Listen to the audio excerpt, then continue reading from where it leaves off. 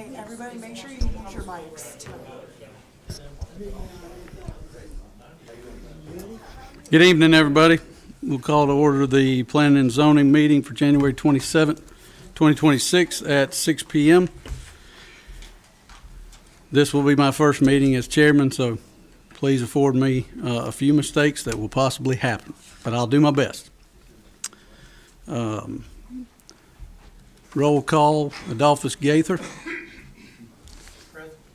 Sonora Jackson, Travis Parr, Glenda Brown, Here. Curtis Mullins, and we're in vacancy. All right, this evening we have one board reappointee, I believe, Miss Glenda Brown. Yes, sir.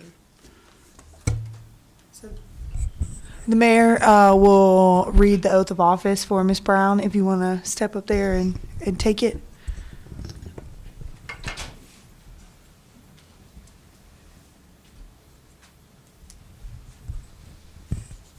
Hey, Ms. Brown, around this way, try to talk into the mic. This is not the first time you've done this. No, sir. I'll say I, ask you to say your name. When I'll read through the rest of this, I won't ask you to repeat it. At the end of it, you can say I do. Yes, sir. I, raise your right hand, please. I Glenda Brown, do solemnly swear or affirm that, keep your hand up. I will faithfully execute the office of member of the City of Social Circle, Georgia Planning Commission, and to the best of my ability, support and defend the Constitution of the United States, the Constitution of Georgia, and the charter, ordinances, and regulations of the City of Social Circle.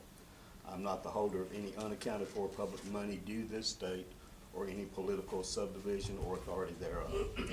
I'm not the holder of any office of trust under the government of the United States, any other state, or any foreign state which I, by the laws of the state of Georgia, am prohibited from holding. I am otherwise qualified to hold said office according to the Constitution and laws of Georgia. I have been a resident of the City of Social Circle for the time required by the Constitution and laws of this state. I'll perform the duties of my office in the best interest of the City of Social Circle to the best of my ability, without fear, favor, affection, reward, or expectation thereof. So help me God. I do. Congratulations. Yes, sir. Okay, we'll get this signed.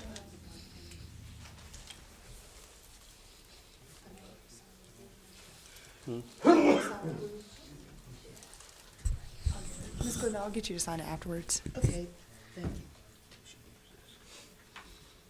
I have a blue pen back there, too.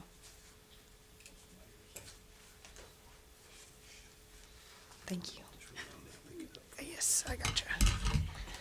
Okay.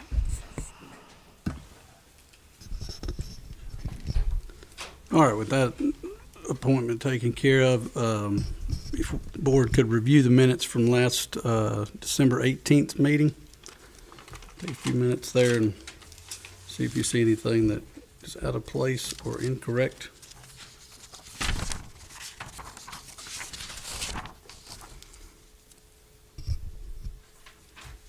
And if nothing stands out, I'll accept a motion. I make a motion that the minutes stand approved as read if there should be any corrections. I second. Second by Adolphus. All in favor? Raise your right hand, or left hand, whatever hand. All right, took care of that. All right, this evening there are, I think, 2 items on the agenda for public hearings. Before we go through those, Ashley, you want to play the rules of the road for that? Before we begin this evening, I want to just hit the highlights of the regulations that need to be considered during this meeting. Foremost, for the record to reflect any speakers who wish to respond for or against the application of any item on the agenda, each speaker must sign up to register their intent. If you do not register prior to the commencement of this meeting, you will not be called upon, and you will not be allowed to speak. Each item shall be handled in the order of the published agenda. However, upon motion of the commission, it is possible that the order of the agenda may be changed. Therefore, it is recommended all interested persons remain at the meeting in the event of a change in the order of the agenda. As each agenda item is brought forth, the city staff will present the application, the background of the property involved, and provide a recommendation. After the staff has presented the application, the applicant or applicant's agent will give his or her presentation of the item. The applicant's time is limited to a total of 10 minutes. The applicant may designate any remaining time for rebuttal to any opposition to the application. All registered speakers who wish to speak in favor of the application will then be heard, and will also be limited to 10 minutes total, not each. Once the applicant has made his or her presentation to the board, and the pro-applicant speakers have been heard, the chair will then call upon registered speakers who wish to speak against the application. The opposition shall likewise be limited to 10 minutes total, not each. After the public comments have been heard, the Planning Commission members will then discuss the request among themselves. Upon motion and second by the members of the commission, an action on the application may be taken to approve with conditions. Approval with an alternative zoning district that is lesser than that which was advertised, or deny. These matters are sometimes hotly contested and can result in highly adversarial positions among the participants in attendance. This meeting is not the place for such discussions. Rather, this is a meeting to hear the facts and opinions as presented by all parties. Each public speaker will be called upon by the chair, and each speaker must address the commission. Any conversations between the speaker and other members of the audience not called upon by the chairman shall be deemed out of order. All speakers are expected to conduct themselves in an appropriate manner, and any involvement of personalities or the use of abusive or profane language will not be tolerated. All right, with that said, Ashley, if you will present item number 1 on tonight's agenda. Yes, sir. So the first item we have for review is a rezone at 165 and 191 Cannon Drive, also known as tax parcels SC080141 and SC080142, from residential medium density to residential district 15, to satisfy dimensional and plat requirements for the purpose of subdividing the property in order to create a third parcel of land. The applicant is trying to meet the dimensional requirements outlined in section 2.1.5 of the city's UDC, as well as the plat procedures outlined in section 6.2, so that these parcels can be subdivided in order to create a third tax parcel for the proposed residential use. There will be no adverse effect on the current use of the property as part of the proposed rezone, as the current uses on these properties are permitted in R15 zoning, and this would actually bring the properties into compliance as with the use of single-family detached homes. That use is not allowed in RMD, if you guys remember, under the UDC. It used to be, but it's not anymore. As shown on the proposed subdivision plat, which is Exhibit A under this agenda item, if the rezone were approved, portions of both 165 and 191 would be subdivided to create a third parcel, totaling at about plus or minus 0.34 acres. The proposed use, as mentioned earlier, on the newly created parcel would be a single-family detached dwelling. These properties are located within the historic district. Therefore, the developer would be required to apply for a COA, or certificate of appropriateness, and receive design approval prior to starting any construction on the property. Furthermore, the minimum heated square footage requirement for single-family detached homes is 1,600 square feet. Should the applicant or developer wish to construct a home of lesser square footage, they would need to apply for a variance and receive approval prior to doing so. Regarding public services and utilities, there would be no issues created to either as a result of the proposed rezoning. Just something to call your attention to under staff analysis, under compatibility, which is section B3, I did want just to call out that this law is currently technically an existing non-conforming use due to the, like I mentioned before, the single-family detached dwelling on the property in RMD zoning, which used to be allowed, now it's not. I don't know if you guys remember, we did that citywide rezone where we took all the vacant RMD lots and we asked property owners permission to rezone them to R15 to allow them to build a couple years ago when we passed the UDC. So this would also help bring this into a conforming use. Staff recommends approval of the request to rezone from RMD to R15.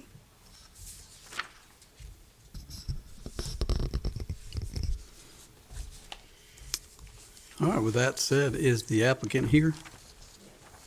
Would you like to speak?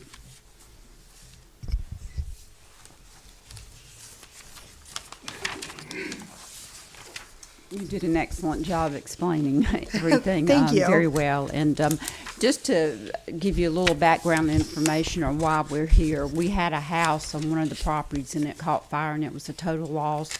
So we cleared that house off and have cleaned up the lot and made it better looking for the neighborhood. So we just would appreciate your consideration on this. And my name is Vicki Williamson. I am one of the property owners. So. Can I get your address? Yes, it's 725 Bellmead Road, Monroe, Monroe, Georgia, 30655.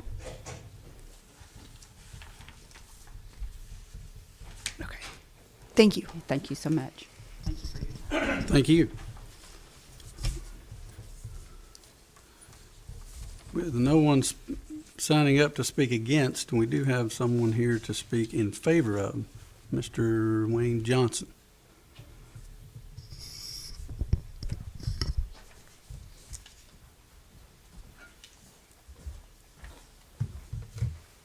My name is Wayne Johnson, and I'm speaking in favor of this because, just for background, I actually am the developer of the Cottages of Monroe, which is a 52-unit, seniors community up in Monroe, Georgia. It's been very successful. And I just came last week back from meeting with the Secretary of Housing and Urban Development, and there's a great big movement under the country to increase the density of zoning. It's the only way we're going to be able to address the housing crisis that we have in America. So I think this is an R15, which means 15,000 square feet per. But as you go forward in your planning for the future of Social Circle, I sincerely hope that you'll be looking at a little bit more density with some high quality units because it will bring a lot of economic value to Social Circle, bring a lot of livability to Social Circle. And I was happy to see this. The only thing I would have requested if it had been me is for 4 units instead of 5 units. But thank you so much. Thank you, Mr. Johnson. Anyone else who would like to speak that may not have signed up? Okay, well, with that, we will close the public hearing.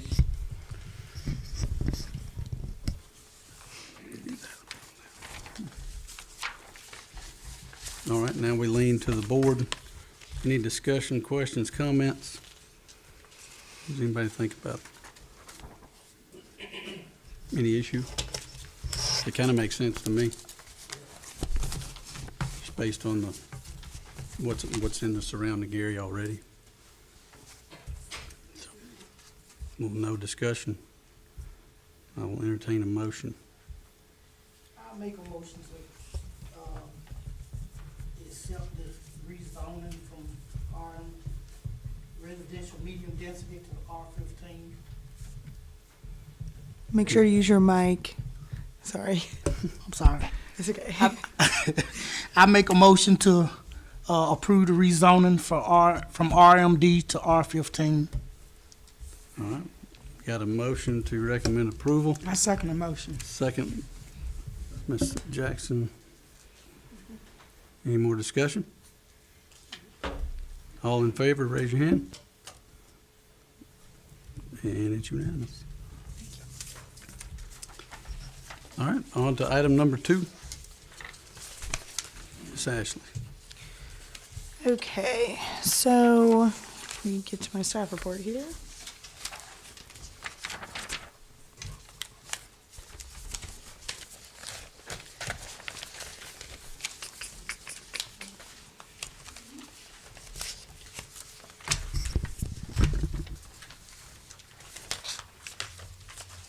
Sorry about that. Okay.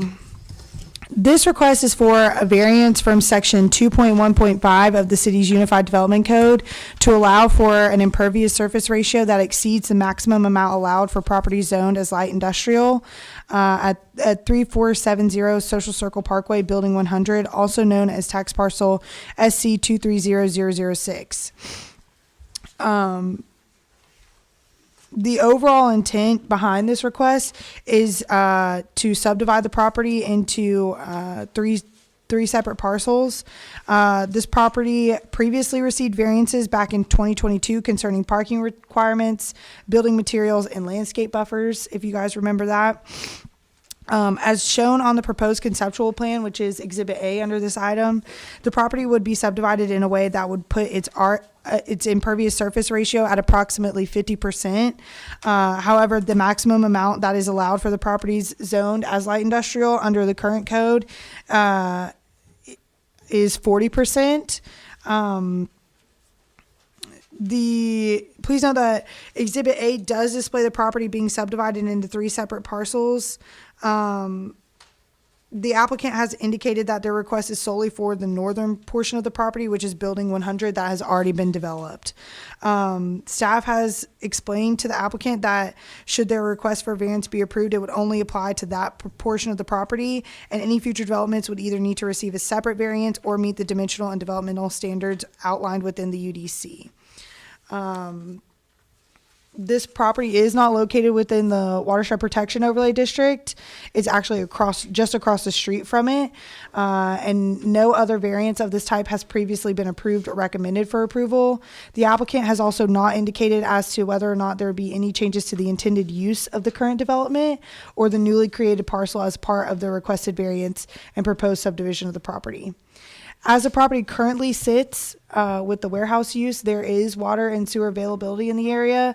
However, as far as the capacity that is needed to support uses on the properties that would be dependent upon what the proposed use or uses would be. We also received a minor subdivision application after this variance was applied for. So we did have to advertise this variance, but we received a minor subdivision application that can go through the administrative process that did meet the 40% impervious surface ratio. However, we did administratively deny that minor subdivision. We had our attorneys look at it as well, and they offered an opinion. And if we want to discuss that further, Mr. Powell is here for any questions regarding that, but we did go ahead and administratively deny a subdivision that they requested that did meet the standards.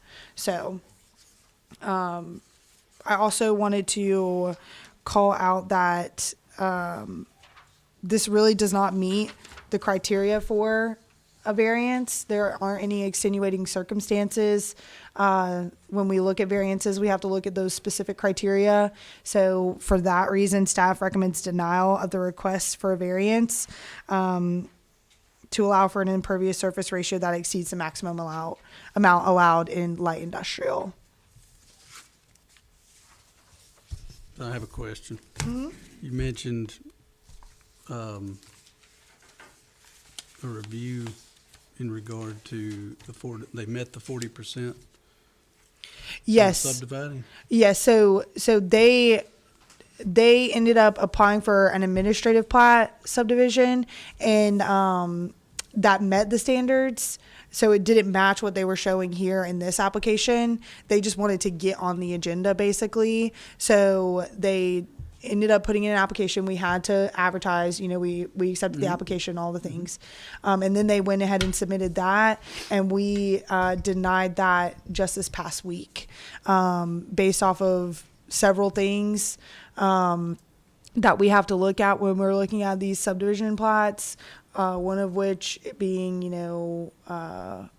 infrastructure availability, whether or not it's going to be something that we can do. And on the plat, they had listed that it was still a warehouse, and we don't necessarily believe that to be the case anymore. So we were able to administratively deny that minor subdivision. Okay, I guess I'm just wondering, this one, they're requesting to go 50%, but the one they presented you came in at 40. Correct. What was different? Correct. Okay.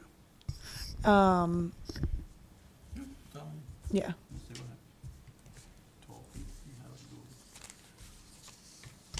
Okay, is the applicant here?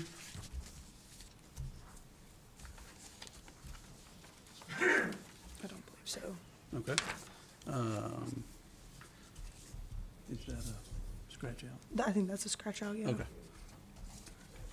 I would just call for anybody. Is anyone here, is there anyone here to speak in favor? All right, we've got a couple names signed up to speak against. Mr. John Miller. Is he present? Oh, there he is.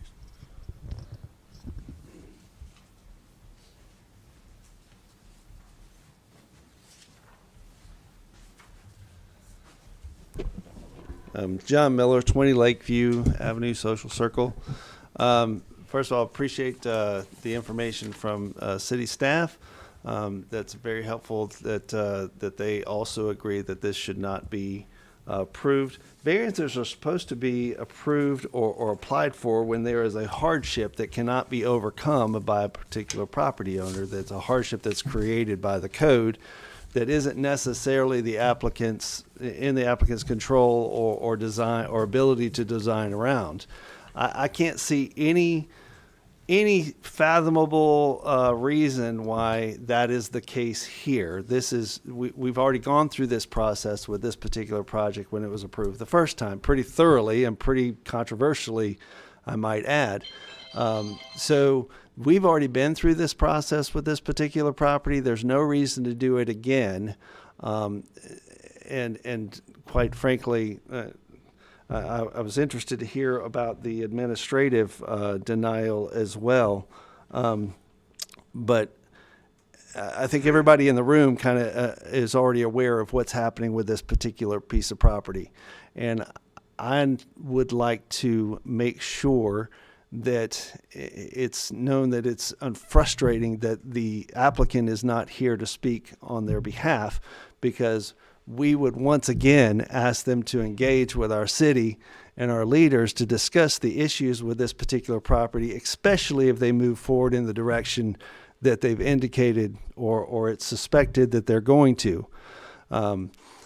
At the very least, there are very real and dire consequences of a project like this moving forward, that they owe it to us to sit down and have a conversation with us. So I appreciate staff's recommendation. I wholeheartedly hope that you guys will heed their direction in this particular case. Thank you.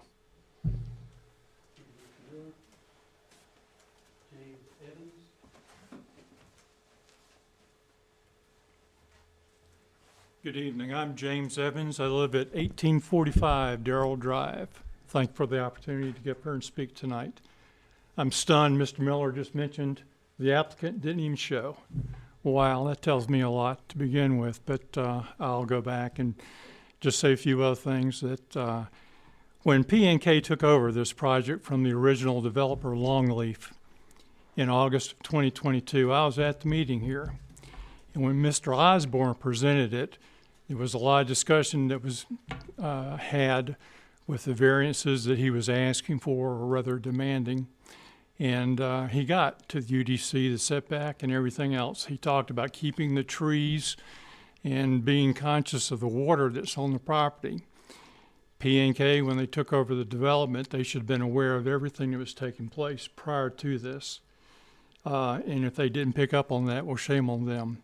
All I know is that since the development took place, the property owners adjacent to this parcel have had a lot of problems with runoff, sediment in their lakes. I believe complaints have been filed against the Georgia EPD about what has taken place. Increasing the impervious surface, I thought was going to 50%. I just now learned it. They're now going to change that to begin with. But I think the development is wrong. It's been granted for the building 100. Mr. Miller talked about the possibility of something else taking place there. We'll see how that pans out.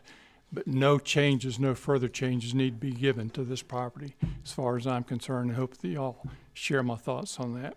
Thank you for the opportunity. Thank you, Mr. Evans. Anyone else here that would like to speak? Yes, ma'am. How much time do we have on that? We have 6 minutes and 53 seconds left. Hi, my name is Kristen Bryant. I traveled here from a different county. First, I would like to say this is not my backyard. I don't care. It doesn't impact me personally, but I did travel here to speak to you tonight against this development. It is one of the new proposed ICE facilities where they're wanting to, quote, the borders are, Tom said, we need to get better at treating this like a business, like Amazon Prime, but with human beings. I am here to speak against this, and there are a lot of people in the entire state of Georgia that are coming together to fight against this. And it's not in my backyard reasons. However, I can give you plenty of those. I can tell you your law enforcement, how are they going to handle when something breaks out at this facility? If there's a fight, how many police officers do you have? I know that I sent letters trying to recruit police officers across the country. So that will also be an issue. If a fight breaks out, if protesters come from out of state, you're going to have to call other people in. Is that fair to the people of Social Circle? How is it going to impact your funding, your taxes? And I think it speaks, we all know there's a reason he didn't take the time to show up tonight. Thank you so much for allowing me this opportunity to speak to you. Thank you, Ms. Bryant. Ms. Bryant, can I get your address for the record? I'm sorry. Yeah, it's not in Social Circle. That's okay. Can I give it to you, like up here? Yeah. It's 501 Brickleberry Ridge. Do you want my phone number? No. Okay. I'll think Okay. That's all I With need. no one else, if no one else, Oh, over here. I'm sorry. Yes, ma'am. We have 5 minutes and 6 seconds. My name is Ann Newhurl. That's Neuhierl. I live at 60 Ivan Circle in Covington. I'm here as a Newton County representative simply because there has been a pattern of things just this side of the line of Newton County becoming part of our responsibility for water and sewer.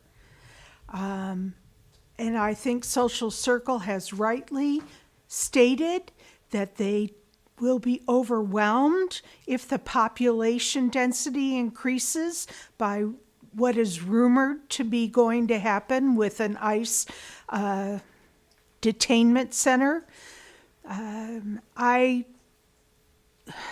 We're struggling in Newton County to cover what we need to, and I just don't think it's a good idea.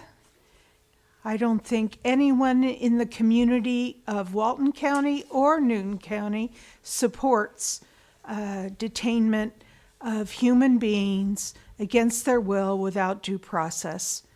My moral duty was to stand up here and speak against it today. Thank you.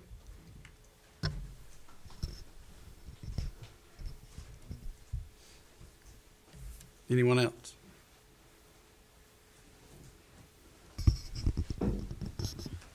Three minutes, 41 seconds.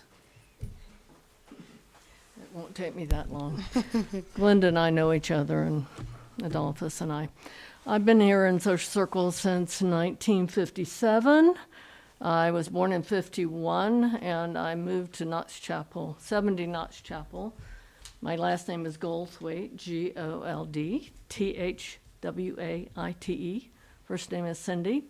So I started first grade here in Social Circle, and I am a former teacher in the high school. I was an ELA teacher. I'm here on behalf of the children. I'm thinking about school buses going by that area because they come out towards me on Knox Chapel, and they are also at the new elementary school up there.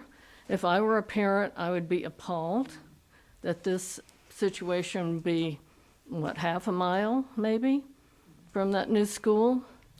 And just the image of that little 5-year-old boy, Liam, that got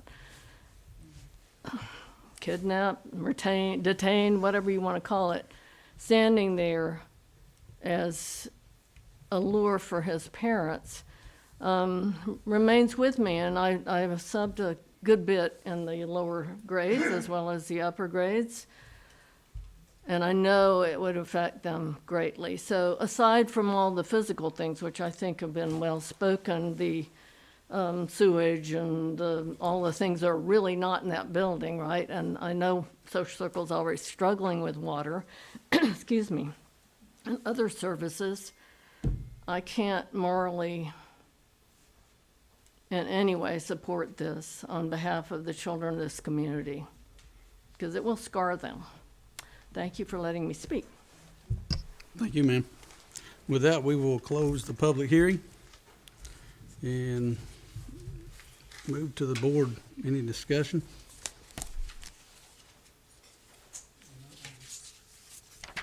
Understood. Fortunately, that's not what we're here for, but we'll try to keep it within the paperwork parameters. The one thing I see is this. It's an issue of where the property line is and what they're asking for is not. It's not detriment. I mean, it's not impossible. So I don't think it's necessary. That's my opinion. Yes, ma'am.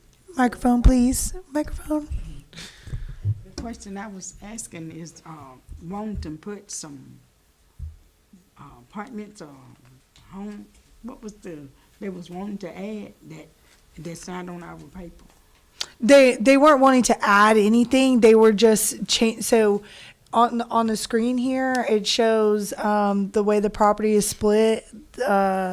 The building that's already there would take up 50% of the lot. They submitted a different application to staff to administratively review that met that 40% standard, so they wouldn't have to ask for a variance, and we denied the minor subdivision.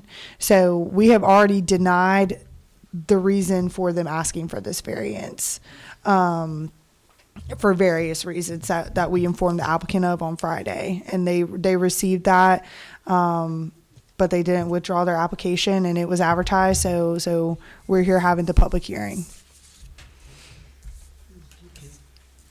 Any other discussion? Self-explanatory.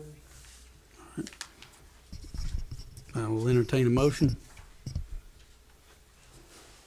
I would like to make a motion that we deny this application.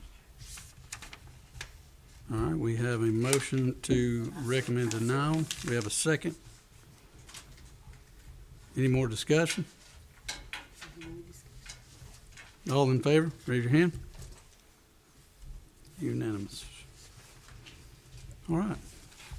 Do we have any new business to go over? We do not. We don't have any applications for the February meeting. So if the chair will allow this board a break, we can go ahead and cancel the February meeting. First meeting, I get to call a vacation? Yeah. I can do that. All right. With that, I'll take a motion to cancel February's meeting. A motion that we cancel our February meeting, please. I second the motion. Second motion, all in favor? And with that, planning and zoning meeting is adjourned. Thank you. Thank you.